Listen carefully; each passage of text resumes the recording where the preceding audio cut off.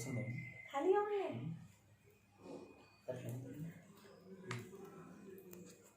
ये क्या सोच रहे हैं दोनों लोग? बैठे हैं ऐसे।